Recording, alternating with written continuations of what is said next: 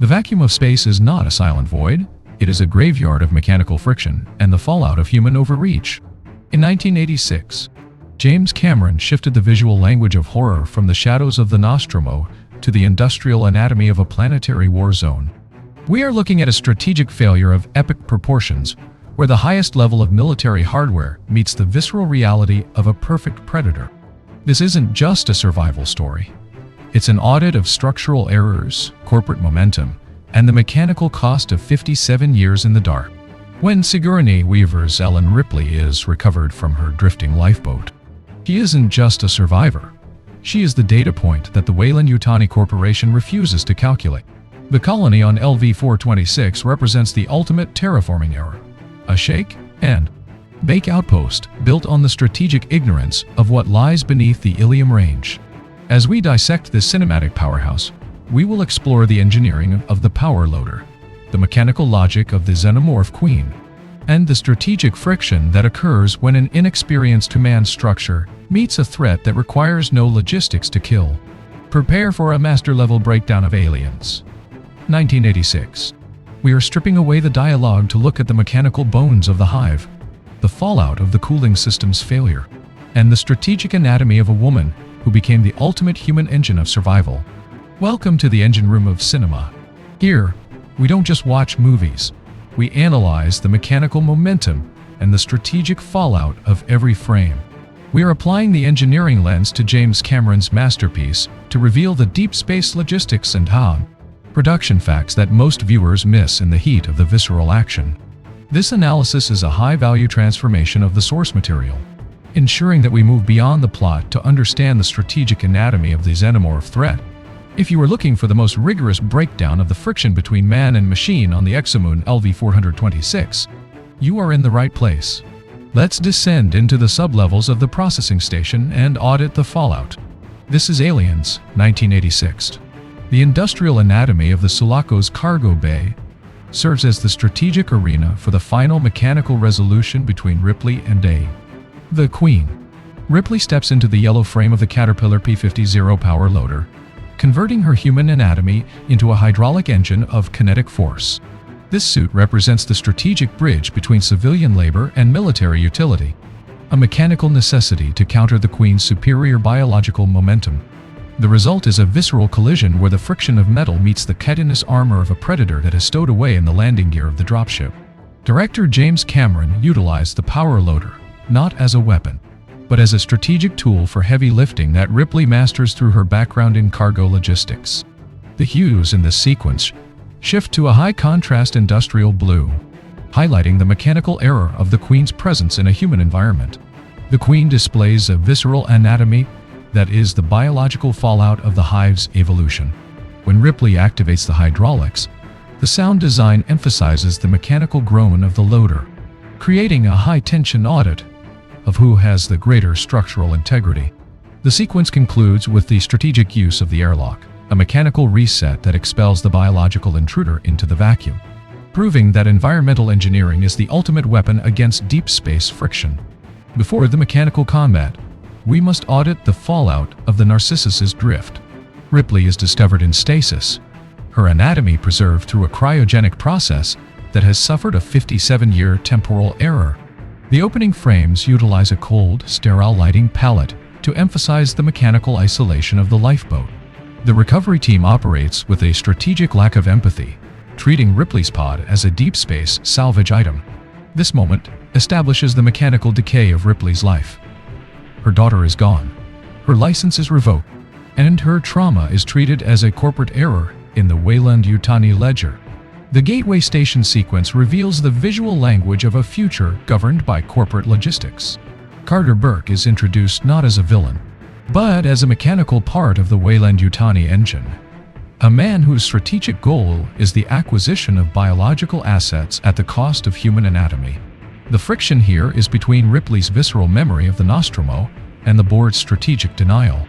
They view the loss of the ship as an 42 million error, completely ignoring the mechanical reality of the xenomorph. This chapter sets the momentum for the entire film. A strategic disagreement between a woman who knows the visceral threat and a corporation that only understands the logistics of profit. The team descends into the sub-level 3 of the atmosphere processing station, a structural labyrinth designed as an engineering nightmare. Ripley monitors the strategic progress of the Marines from the APC, her eyes fixed on the low-fidelity video feeds that represent the mechanical eyes of the squad. The Marines enter a zone of high-frequency friction, where the industrial anatomy of the plant has been overwritten by the xenomorph secretions. The result is a tactical error of the highest magnitude. Lieutenant Gorman orders his troops into a biological hive, while their primary weapons are strategically neutered to prevent a cooling system fallout. This sequence is a visceral anatomy of a failed mission. The lighting is dominated by the strobing of muzzle flashes and the erratic movement of helmet-mounted cameras. The friction occurs when the xenomorphs, integrated perfectly into the structural shadows of the hive, launch an ambush that bypasses the Marines' strategic overconfidence. We see the fallout of Gorman's inexperience as he panics in the APC, creating a command vacuum that Ripley must mechanically fill. She assumes command of the APC, shifting the gears with a visceral momentum to ram the hive and rescue the remnants of the squad. The structural collapse of the mission is complete, leaving the survivors with a strategic deficit in ammunition and an escalating nuclear error in the power plant. The terraforming colony Hadley's Hope is a strategic error manifest in steel and concrete.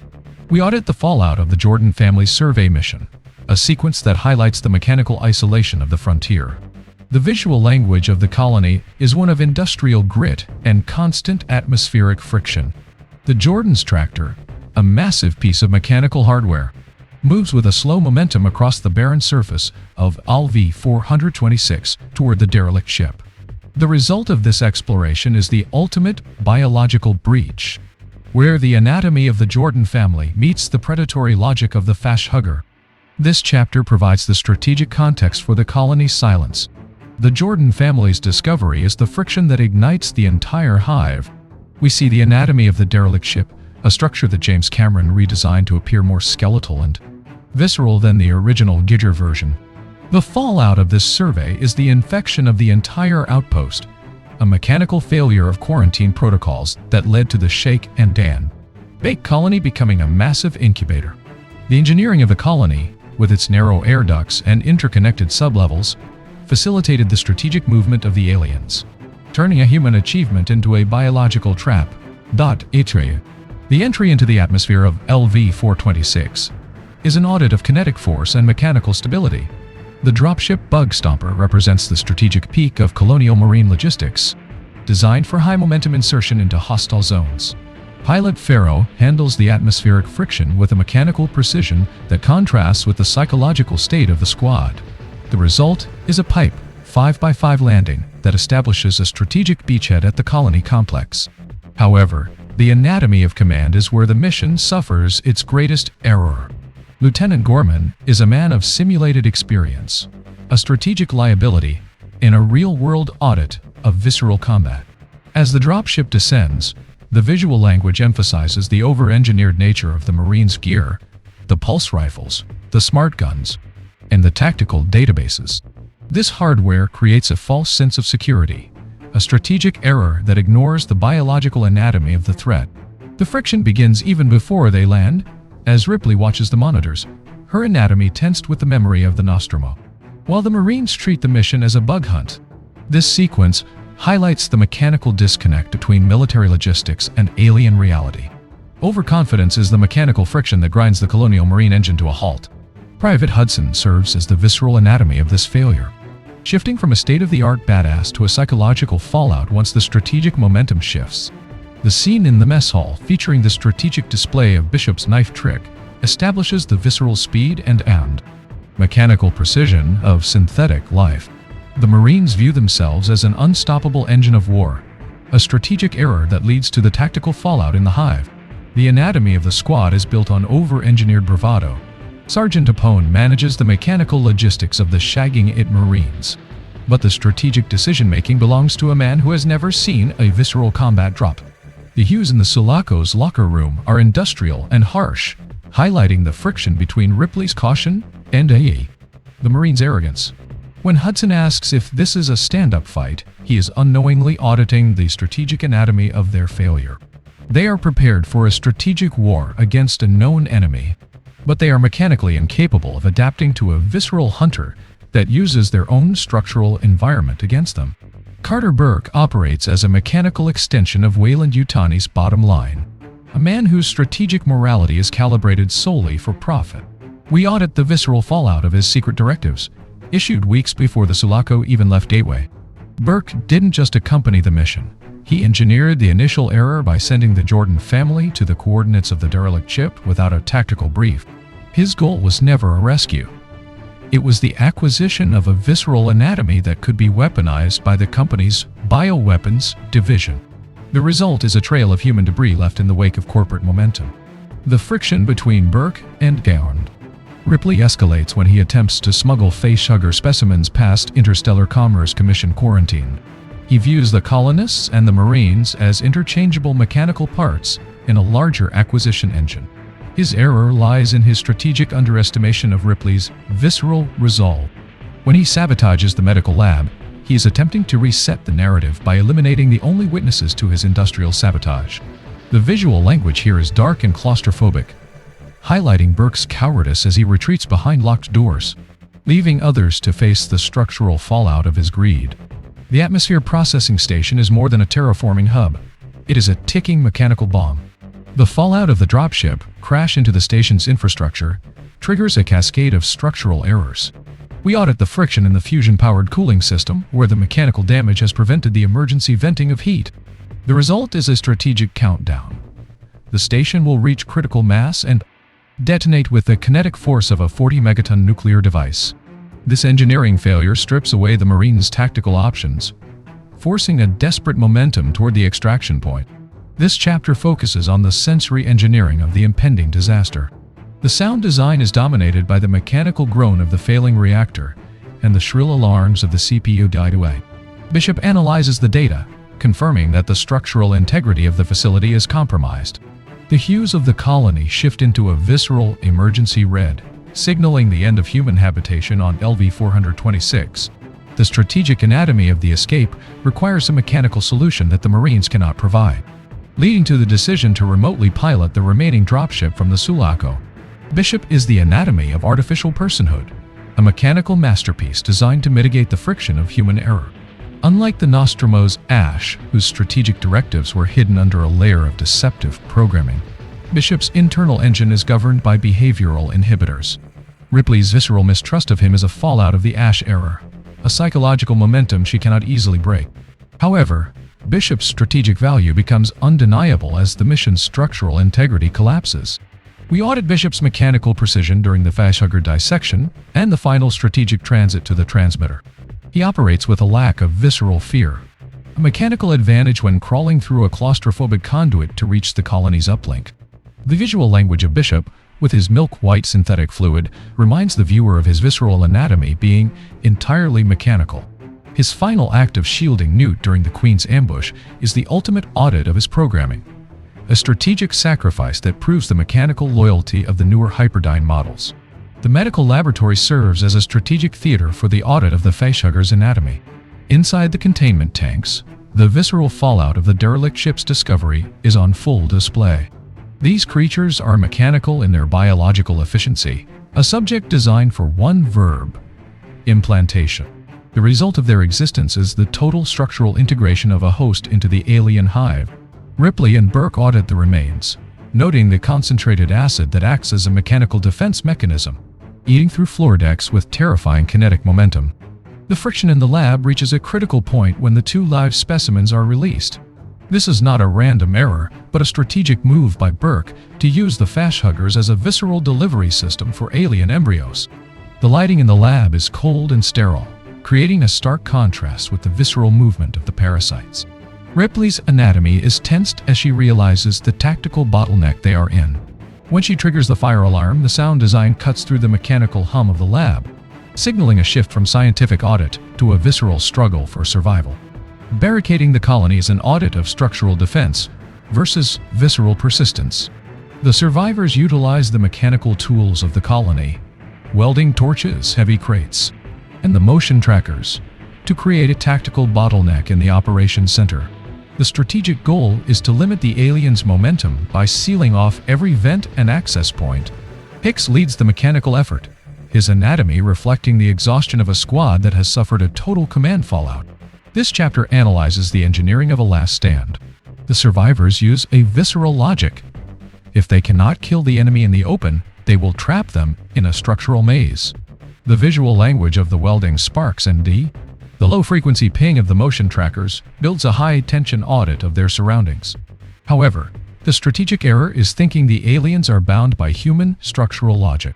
The xenomorphs find a bypass in the ceiling, a visceral anatomy move that renders the floor-level barricades useless. The friction occurs when the enemy enters the tactical bottleneck from above, leading to a dimensional failure of the defense and a total fallout of the survivors' perimeter. We return briefly to the audit of the ICC hearing, the mechanical engine of corporate denial. The board members operate with a strategic deafness to Ripley's visceral account. Their visual language is one of gray suits and sterile rooms, a world where the friction of the Nostromo's disaster is reduced to a line-item error. The board's refusal to acknowledge the Xenomorph is a strategic failure that allows the LV-426 colony to remain at risk. They focus on the mechanical loss of the ship, ignoring the visceral anatomy of the predator that took it. This sequence represents the corporate fallout of Ripley's survival. Her anatomy is under audit, her mind subjected to psychometric probation. The board treats her as a faulty mechanical part, rather than a witness to a visceral threat.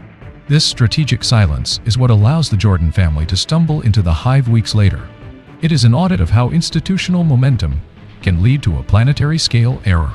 Ripley's frustration is palpable, a visceral reaction to the mechanical indifference of a system that only values the logistics of commerce over the anatomy of human life. The motion tracker is the mechanical heart of the Marines' sensory engineering. We audit its strategic anatomy, a device that detects low-frequency friction and translates it into a visceral auditory ping. As the survivors wait in the barricaded operations room, the tracker's momentum becomes the only reliable data point. The result of its use is a high-tension map of the approaching threat, a mechanical audit of an enemy that remains invisible to the naked eye. The tracker represents the friction between technological perception and visceral reality. It doesn't tell the Marines what is coming, only where the momentum is. When the ping frequency increases, the sound design creates a mechanical panic. The survivors audit the walls and the ceiling, their anatomy tensed for a tactical breach.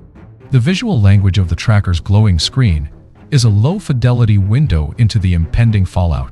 It is a strategic tool that, in the end, only confirms their vulnerability.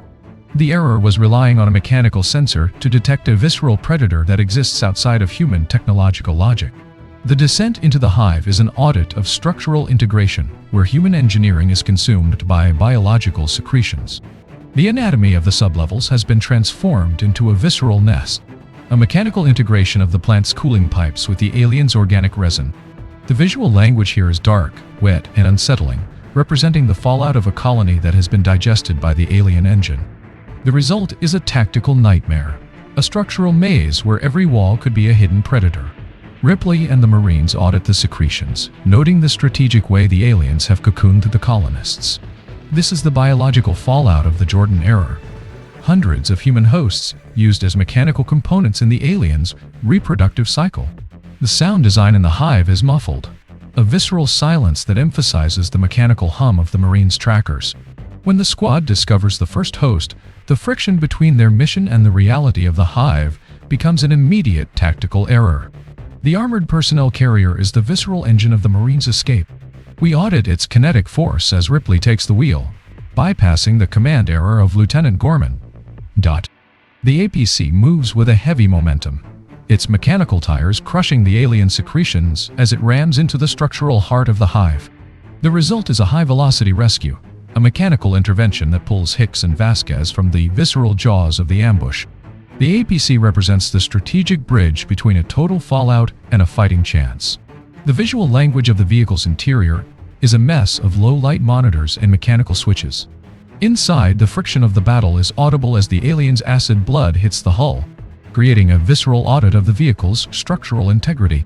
Ripley's mastery of the vehicle's momentum is a strategic triumph, a mechanical response to a biological breach. When the APC breaches the colony walls, it marks the end of the first act's tactical error. the beginning of a desperate structural defense. The air ducts of Hadley's Hope represent a dimensional friction where human engineering facilitates an alien breach. We audit the strategic error of the colony's design, a network of interconnected sublevels that provide the aliens with a mechanical bypass to every barricade. When the motion tracker pings within the perimeter, the visceral realization is that the threat is moving through the structural anatomy above them. The result is a dimensional panic as the aliens descend through the ceiling panels. The visual language of the air duct attack is one of strobe lights and chaotic momentum. The Marines audit the darkness above, their pulse rifles creating a visceral strobe effect that highlights the alien's anatomy in brief flashes. The fallout is immediate. Burke is captured, Hudson is pulled into the vents, and the squad suffers a total structural collapse. This sequence highlights the friction between two-dimensional thinking and three-dimensional predation. The aliens didn't break the barricades, they mechanically ignored them. Ripley's relationship with Newt is the visceral momentum that drives the second half of the audit. We see the fallout of Newt's trauma, a young girl who survived the structural collapse of her world by adopting the visceral logic of a scavenger. Ripley's anatomy shifts from a commercial officer to a strategic protector. This is not a biological manifestation of motherhood but a visceral commitment to a survivor who represents the only human success on LV-426. The friction between Ripley's past loss and Newt's current danger creates a high-stakes momentum. When Newt is captured in the sublevels, Ripley doesn't wait for a strategic brief. She initiates a visceral rescue mission. The visual language of their interaction is one of quiet concern amidst mechanical chaos. Ripley audits Newt's survival tactics, learning from the girl's ability to navigate the dimensional friction of the colony's ducts. This bond is the strategic heart of the film, a visceral connection that overrides the cold logistics of the mission and the mechanical indifference of the corporation. The final countdown is a mechanical urgency that audits the survivors' remaining time. We see the fallout of the reactor's error, a rising pressure that will soon result in a visceral nuclear blast. The strategic plan is for Bishop to remotely pilot the dropship, a mechanical necessity because no human anatomy can survive the trip across the surface in time. The sound design is dominated by the rhythmic mechanical beat of the countdown, creating a visceral sense of impending doom. Ripley prepares for her solo descent into the hive, a strategic audit of her weapons, a pulse rifle and a flamethrower taped together into a visceral engine of destruction. The friction here is between the ticking clock and the biological distance she must travel to find Newt. The visual language of the station, now a structural wreck of steam and fire, emphasizes the mechanical end of the colony. Every mechanical second lost is a strategic error that brings them closer to the ultimate fallout. The egg chamber is the visceral engine of the alien's strategic reproduction. Ripley enters the chamber, auditing the anatomy of the Queen, a massive biological machine designed for one verb: production. The Queen's ovipositor is a mechanical structure in its own right, a biological conveyor belt for the alien eggs. The result of this encounter is a strategic standoff: Ripley's flamethrower versus the Queen's future offspring. The friction occurs when an egg hatches, breaking the visceral truce and triggering Ripley's kinetic retaliation. The Queen's anatomy is the ultimate audit of the xenomorph threat. She is a strategic general, commanding her drones through a visceral hierarchy. When Ripley incinerates the nest, the Queen suffers a total maternal fallout, her rage overriding her strategic caution. She tears herself from her ovipositor, a visceral anatomy move that proves her biological momentum is superior to her mechanical attachments. The Queen's pursuit of Ripley is a high-momentum hunt that leads to the final mechanical resolution on the Solako. The audit concludes with the final stasis, a mechanical loop that returns the survivors to the cold hues of hypersleep. We see the fallout of the battle. Bishop is a mechanical wreck, Hicks is an unconscious anatomy of war, and Ripley Newt are the visceral survivors of a planetary error. The strategic goal of the return trip is simple: distance from the fallout of LV-426. The Sulako's engine hums with a mechanical calm, a visceral contrast to the fire and acid of the processing station. The final frames show the stasis pods closing, a mechanical resolution to the temporal friction that started the film. Ripley's anatomy is finally at rest, her sheets no longer soaked in sweat. The xenomorph threat has been strategically purged, but the visceral memory remains as a data point for a future audit. This is the end of the LV-426 logistics, a cycle of human error, biological breach, and mechanical survival.de. The void returns to its silent state. But the anatomy of the survivors has been permanently transformed by the friction of the hive.